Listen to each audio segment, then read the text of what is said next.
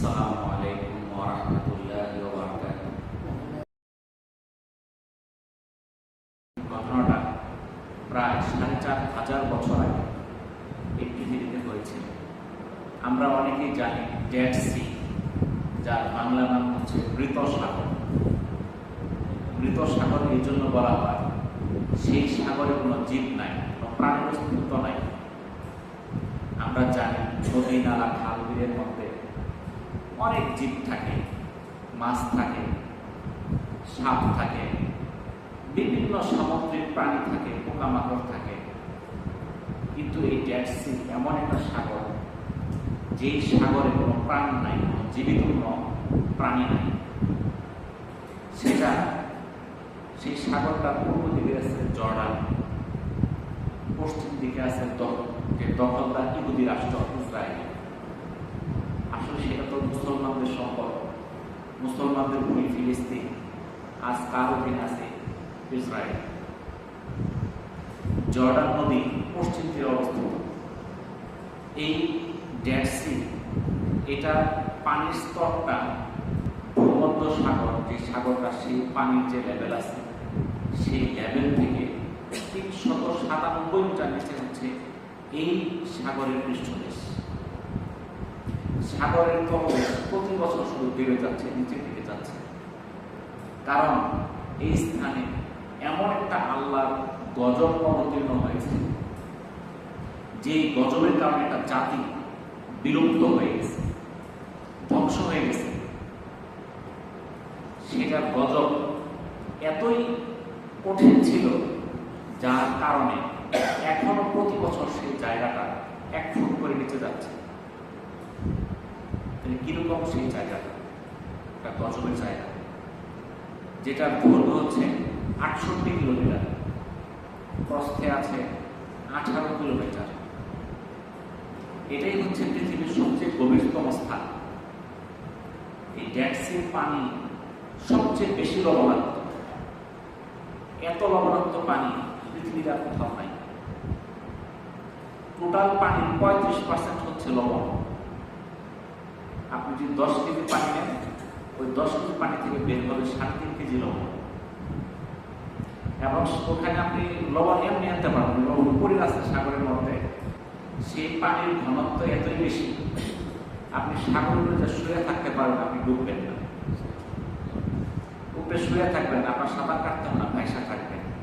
পানির ঘনত্ব এতই বেশি। আপনি দেখবেন যে ১ গ্লাস পানির মধ্যে যেটা ডিম ছেড়ে দেন, ডিমটাকে নিচে চলে যাবে। তো সেই পানির মধ্যে আপনি লবণ মিশান, ১-১.৫ মুঠ লবণ দিয়ে দেন, মিশায় পর ডিমটা ছাড়বেন, দেখবেন ডিমটা ডুবতেছে না, ডিমটা মিশা দিচ্ছে। ডিম কিন্তু পচা না, ডিম ভালো, কিন্তু এরপরে ভাইসে আছে। কিসের জন্য? লবণ দিয়ে পানিকে ঘন করে দিচ্ছে। তো সেই ডেড সির পানি এতই লবণাক্ত, যেখানে মানুষ পর্যন্ত ডুবে না। এতই তিক্ততা, এতই লবণাক্ত পানি, সেখানে কোনো জীবজন্তু থাকতে পারে না। সেই লবণ পানিতে মাছও থাকতে পারে। পবিত্র গ্রন্থ আল কোরআনে সেই ডেড সি, সেই মৃত সাগর বা লুত সাগরের উৎপত্তির ঐতিহাসিক পটভূমি বর্ণনা করা হয়েছে। মুসলিম জাতির পিতা হযরত ইব্রাহিম আলাইহিস সালাম বর্তমান ইরাকের অন্তর্গত প্রাচীন উপনগরীতে জন্মগ্রহণ করেছিলেন। তিনি নিজে প্রথমে ইরাক থেকে মিশর পর্যন্ত, সিরিয়া ও ফিলিস্তিন থেকে আরবের মরুভূমির বিভিন্ন প্রান্ত পর্যন্ত দীর্ঘ কয়েক বছর ঘুরে ঘুরে আল্লাহর আনুগত্য স্বীকার ও তার হুকুম মেনে চলার পথে মানব জাতিকে আহ্বান করেন। অতঃপর তিনি এই দাওয়াতের পয়গাম এবং আদর্শ প্রচারের জন্য ট্রান্স জর্ডান, যেখানে বর্তমানে ডেড সি, লুত সাগর নামে পরিচিত, এই এলাকাটিতে তার ভাতিজা হযরত লূত আলাইহিস সালামকে প্রেরণ করেন। হযরত ইব্রাহিম আলাইহিস সালামের ভাতিজা ছিল কারা? হযরত লূত আলাইহিস সালাম। ওই সময় একই সময়ে একাধিক নবীও বিভিন্ন স্থানে ছিলেন। ওই এলাকাটা বিশ্বের আর্থিক এবং প্রযুক্তিগতভাবে উন্নত ছিল।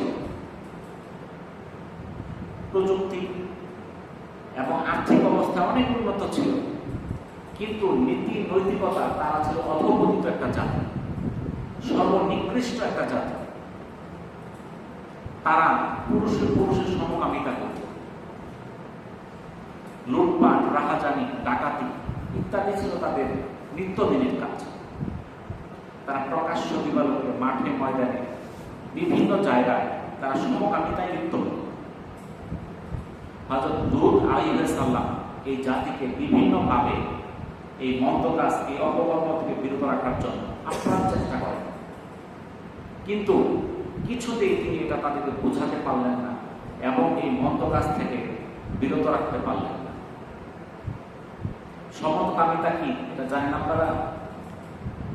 সমকামিতা হচ্ছে এমন একটা জঘন্য কাজ যেখানে তারা পুরুষে বিয়েতে আবদ্ধ হয়, নারী আর নারী বিয়ে করে,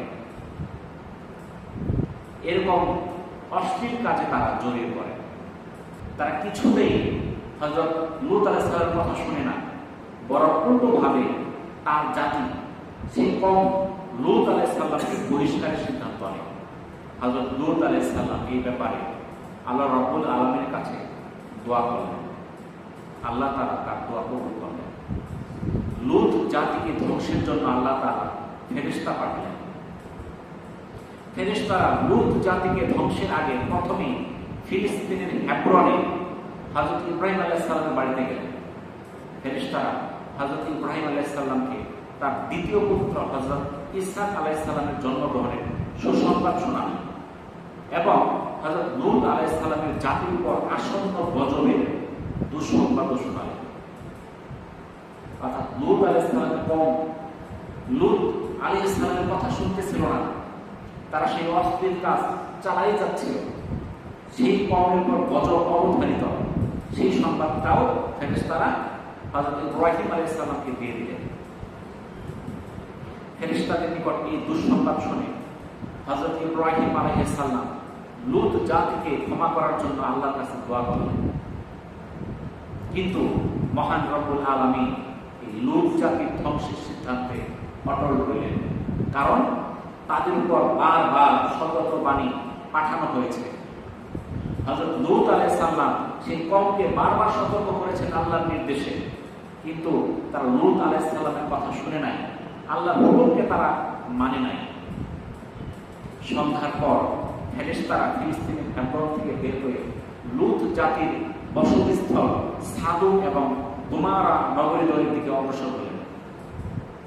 তাহলে সেই ইব্রাহিম আলাইহিস সালামের বাড়ি থেকে ফেরেশতারা চলে গেলেন লূত জাতির বসতিস্থল সাদুম এবং গোমরা সেই এলাকায়। সেই লোকেরা সমকামিতায় লিপ্ত ছিল। হযরত জিবরাইল আলাইহিস সালাম, হযরত ইসরাফিল আলাইহিস সালাম এবং হযরত মিকাইল আলাইহিস সালাম, এই তিনজন ফেরেশতা সুদর্শন ছেলে মানুষের রূপ ধারণ করে সেই এলাকায় গেলেন। তাহলে ফেরেশতারা গেলেন সুন্দর তিনজন ছেলের আকৃতিতে।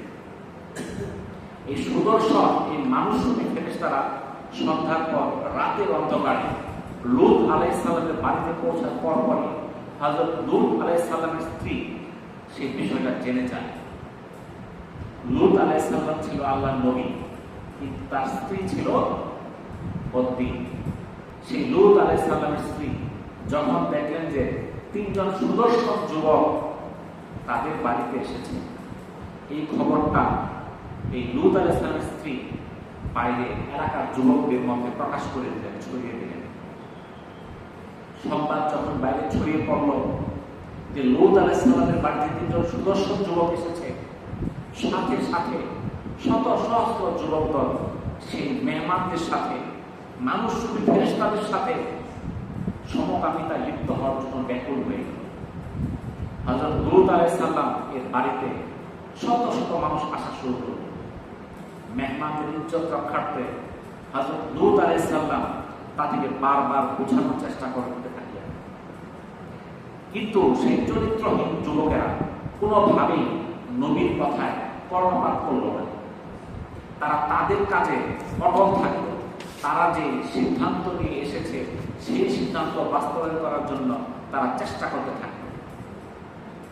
এরকম অসহায় পরিবেশে হযরত লূত আলাইহিস সালাম আল্লাহ তাআলার দরবারে এর সমাধানের জন্য দোয়া করলেন। এক পর্যায়ে লূত আলাইহিস সালামের কাছে ফেরেশতারা তাদের পরিচয় দিয়ে বলেন রাত কিছুটা থাকতে এবং ভোর হওয়ার আগেই লূত আলাইহিস সালাম যেন তার পরিবারের সদস্যদের নিয়ে এই এলাকা ছেড়ে চলে যায় এবং কেউ যেন পিছন ফিরে না তাকায়। যখন তিনজন যুবক এই লূত আলাইহিস সালামের কাছে আসছিল, লূত আলাইহিস সালাম কিন্তু জানতেন না এরা যে ফেরেশতা, কিন্তু তার বাড়িতে এসেছে, অতএব তার মেহমান। আল্লাহ তাআলার কাছে ব্যাকুল হয়ে গেলেন লূত আলাইহিস সালাম যে হে আল্লাহ, এই তিনজন মেহমান আমার কাছে এসেছে, এদের সঙ্গে তারা মন্দ আচরণ করতে চাইতেছে, আপনি এটা থেকে তাদেরকে হেফাজত করুন। তখন আল্লাহ তাআলা তাদের পরিচয় দিয়ে দিলেন, তোমার ভয়ের কিছু নাই, তারা তিনজন ফেরেশতা। রাত কিছুটা থাকতে ভোর হওয়ার আগেই তাদের পরিবারের সদস্য সহ সেই এলাকা ছেড়ে চলে যাওয়ার নির্দেশ দিলেন, কিন্তু শর্ত দিলেন পিছনে যেন কেউ না তাকায়। আরেকটা শর্ত ছিল, লূত আলাইহিস সালামের পরিবারের সদস্যরা যাবে, কিন্তু লূত আলাইহিস সালামের স্ত্রী তার সঙ্গে যেতে পারবে না, কারণ সেই মহিলাটিও মন্দ কাজ ঘটার জন্য সে চেষ্টা করছিল, খবর দিছিল। তো আল্লাহ তাআলার সিদ্ধান্ত যা সেটাই বাস্তবায়িত হবে। হযরত লূত আলাইহিস সালাম তার স্ত্রীকে রেখে যারা ঈমানদার ছিল, যারা লূত আলাইহিস সালামের দ্বীনকে গ্রহণ করেছিল, তাদেরকে নিয়ে তাদের এলাকা ছেড়ে তারা সিদ্ধান্ত নিয়ে রাত্রি দিন চলে যাবে। তো আল্লাহর হুকুমে এলাকা থেকে তারা যখন ছেড়ে যান, বের হওয়ার সাথে সাথে সেই এলাকায় ভূমিকম্প শুরু হয়। গর্ভ হতে পরিপক্ক মাটির স্তর অবিশ্রান্তভাবে দুশ্চরিত্র জনতার উপর বর্ষিত হতে থাকে। মাটি উপরের থেকে, নিচের থেকে মাটি উপরের দিকে উল্টিয়ে দেওয়া হলো। এক সময় প্রচন্ড ভূমিকম্প সাদুম, গুমরা ও আশেপাশের বিভিন্ন পাপিষ্ঠ নগরীর জনগণকে ভূগর্ভে মাটির সঙ্গে মিশিয়ে দেওয়া হলো। আর যে জায়গাটা বর্তমানে ডেড সি বা মৃত সাগর অথবা লুত সাগর নামে পরিচিত, যে স্থানটা বর্তমান বিজ্ঞানীরা গবেষণা করে দেখেছেন প্রায় ৪,৫০০ বছর আগে এই ডেড সিটা উৎপন্ন হয়েছিল। তো পবিত্র কোরআনে এই লুত জাতির ঘরবাড়ি এবং বস্তি জনপদ আকাশের তুলে উল্টিয়ে দেওয়া হয়েছিল, তাদের মাটির নিচে চাপা দেওয়া হয়েছিল। সেই নিদর্শন আমাদেরকে রেখে দেওয়া হয়েছে আমাদের শিক্ষা গ্রহণ করার জন্য। কারণ সেই লুত জাতির কওম সমকামিতার মতো জঘন্য কাজে লিপ্ত ছিল, আর এই সমকামিতার মতো জঘন্য কাজে লিপ্ত থাকার কারণে তাদের কওমকে সকলে পৃথিবী থেকে ধ্বংস করে দেওয়া হয়েছে, মিশিয়ে দেওয়া হয়েছে। আল্লাহ যদি ইচ্ছা করে, আল্লাহ যদি কোনো জাতিকে সমূলে ধ্বংস করতে চায়, সেই জাতিকে কেউ বাঁচিয়ে রাখতে পারে না। কয়েকদিন আগে আমেরিকার প্রেসিডেন্ট ট্রাম্প বলছিল সে পারস্য সভ্যতাকে মাটির সঙ্গে মিশিয়ে দিবে, ইরানকে মাটির সঙ্গে মিশিয়ে দিবে, সেখানে ইরান নামে কোনো দেশ থাকবে না। পারছে? এরকম হাজার ট্রাম্পেরও ক্ষমতা নাই সেই পারস্য সভ্যতাকে ধ্বংস করে দেওয়ার জন্য। তাহলে আল্লাহ তাআলা যদি কোনো জাতিকে ধ্বংস করে দেওয়ার ইচ্ছা করে, আর কারো প্রয়োজন নাই, আল্লাহ তাআলা কোন ফায়াকুনের মাধ্যমে হয়ে যাবে, কেউ ফেরাতে পারবে না। তো সেই লূত জাতি, সেই লূতের যে কওম যারা ছিল, আল্লাহর অবাধ্য হওয়ার কারণে, এই সমকামিতায় লিপ্ত হওয়ার কারণে তারা গজবের কারণে তারা গজবে একদম ধ্বংস হয়ে গেছে। সেটা আমাদের সামনে চাক্ষুষ আমরা দেখতে পাইতেছি। আমরা এখনো সেই এলাকায় গেলে আমরা দেখতে পাই সেখানে কি অবস্থা। একটা জীব পর্যন্ত, একটা প্রাণী পর্যন্ত, মাছ পর্যন্ত সেখানে জন্মাতে পারে না। সেই লূত জাতি, সেই লূত আলাইহিস সালামের কওমেরা যে অপকর্ম করছিল, সেই অপকর্ম এখনো পৃথিবীতে একটা সম্প্রদায় ছড়াই দেওয়ার চেষ্টা করতেছে। যারা চায় সারা বিশ্বে সেই অপকর্ম আবার ছড়াই পড়ে, বিশেষ করে মুসলিম দেশগুলোতে যেন ছড়াই পড়ে, এই জন্য তারা অর্থ বিনিয়োগ, টাকা পয়সা তারা বিভিন্নভাবে সাপোর্ট দেয়। লূত আলাইহিস সালামের কওমকে ধ্বংস করে দিয়েছিলেন, তার প্রধান কারণ ছিল সমকামিতা। মহান আল্লাহ তাআলা সূরা আরাফের ৮১ এবং ৮২ নম্বর আয়াতে বলেন, আমি লূতকে প্রেরণ করেছি যখন সে স্বীয় সম্প্রদায়কে বলল, তোমরা কি এমন অশ্লীল কাজ করছো যা তোমাদের পূর্বে সারা বিশ্বের কেউ করেনি? তোমরা কামবশত পুরুষদের কাছে গমন করো নারীদের চেয়ে, বরং তোমরা সীমা লঙ্ঘন করো।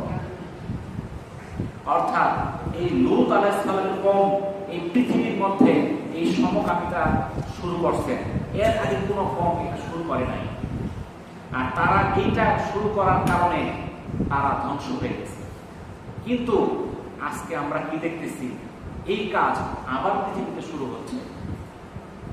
সূরা আরাফের ৮০ নম্বর আয়াতে আল্লাহ তাআলা বলেন, আমি লূত আলাইহিস সালামকে প্রেরণ করেছি যখন সে স্বীয় সম্প্রদায়কে বলল, তোমরা কি এমন অশ্লীল কাজ করছ যা তোমাদের পূর্বে সারা বিশ্বে কেউ করেনি?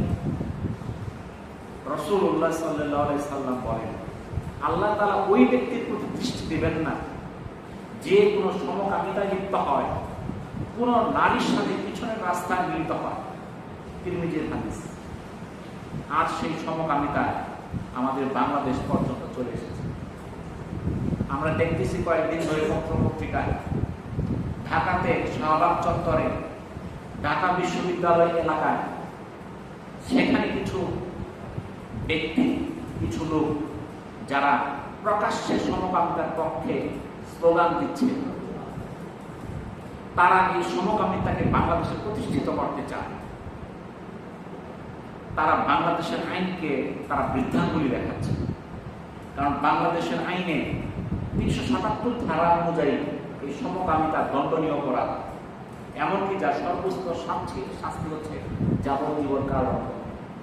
এরপরেও তারা সেই আইনকে না মেনে তারা সেটা বাংলাদেশে প্রতিষ্ঠিত করতে চায়। সেখানে তারা জোড়ায় জোড়ায় থাকে। যারা খবর দেখেন, দুই ছেলে বলে এ আমার স্ত্রী, ওই আমার স্বামী, দুইজন ছেলে। আবার দুইজন মেয়ে বলে এ আমার স্বামী, এ আমার স্ত্রী। এরকম ঘটনা বেশি দূরে নাই, আমাদের জামালপুরে ঘটেছে। আপনারা হয়তো খবর অনেক দেখেছেন। এটা সারা বিশ্বের ইহুদি নাসারা তারা এই চক্রের সঙ্গে জড়িত। তারা এরকম ভাবে মোটিভেট করে যেন এই অপকর্মে মুসলমানরা জড়িয়ে পড়ে। এখন এই কাজগুলো সারা বিশ্বে প্রমোট করতেছে কারা? ইহুদি নাসারা। কিন্তু জড়িত হচ্ছে এখন মুসলমান। আমাদের দেশে যারা এই যে আন্দোলন করতেছে এই সমকামিতার জন্য, তারা কিন্তু ইহুদি খ্রিস্টান না, তারা আমাদের মতোই মুসলমান, আমাদের মতো কারো মুসলমানের সন্তান। আপনারা কি কেউ চাবেন আপনাদের সন্তান এই কাজে যাক? তো যারা যাচ্ছে তাদের বাবা মা কি নাই দুনিয়াতে? তাদের সন্তান যে এই অপকর্মে যাচ্ছে তারা দেখতেছে না। এটা আমাদের দেশে যে পারিবারিক একটা সামাজিক যে ব্যবস্থা, এটাকে ধ্বংসের পায়ে তারা আছে। আজকে বিশ্বের দেখেন অনেক উন্নত দেশ, তাদের মানুষ নাই, মানুষ দিন দিন কমে যাচ্ছে, মানুষ পাইতেছে না। তারা তাদের পুরস্কার, একটা সন্তান নিলে $এত এত টাকা পুরস্কার, তাও নেয় না, এই বিভিন্ন অপকর্মে জড়িয়ে থাকার কারণে। চীন, সেখানে এখন মানুষ কমতেছে। জাপানে মানুষ কমতেছে, তারা কাজের লোক পাইতেছে না, সব বৃদ্ধ লোক। এখন আর পোলাপান হয় না, তারা পোলাপানের ঝামেলা নিতে চায়। ইহুদি নাসারাদের সংখ্যা হ্রাস পাচ্ছে আর মুসলমানদের সংখ্যা বৃদ্ধি পাচ্ছে। আমাদের পারিবারিক ব্যবস্থা আছে, আমাদের পুত্র সন্তান আছে, ওরা চান আমরাও তাদের মতো হয়ে যায়, যেন মুসলমানের সংখ্যা বৃদ্ধি না পায়। তো আমাদের এই যে আমাদের দেশে এটা ছড়ায় যাচ্ছে, এখানে দেখা যাচ্ছে আমাদের সন্তান কেউ না কেউ ঢাকা ভার্সিটিতে পড়তেছে, আরো বড় বড় ভার্সিটিতে পড়তেছে। তারা বিভিন্ন সেই পশ্চিমা সংস্কৃতির তালে তারা এই সব অপকর্মে জড়িত হয়েছে। আমরাও নিজেরা জানি। এখানে জড়িত হলে তাদেরকে তাদেরকে আর্থিক প্রণোদনা দেওয়া হয়, অনেক টাকার লোভ দেওয়া হয়, তাদের আর্থিক সমস্যা দূর হয়ে যায়। আবার কেউ আছে আমেরিকা যাবে, ইউরোপ যাবে, তারা দেখায় যে আমরা তো এগুলা কাজ করি, আমাদের দেশে করতে পারতেছে না। এই গত সপ্তাহে তারা বের হয়েছিল, কিছু তৌহিদ জনতাদেরকে বিশাল উত্তম মধ্যম দিয়ে পিটায় বিদায় করছে।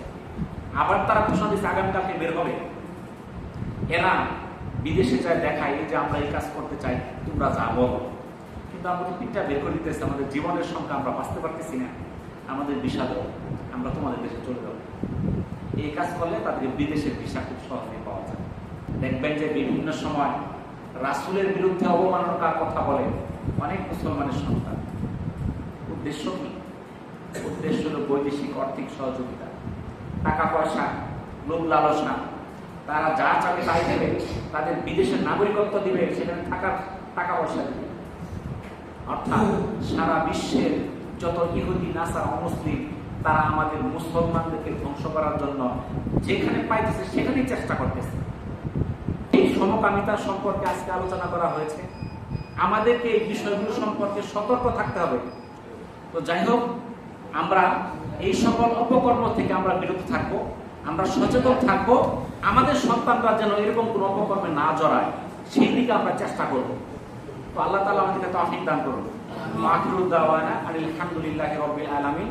আসসালামু আলাইকুম ওয়া রাহমাতুল্লাহি ওয়া বারাকাতুহু।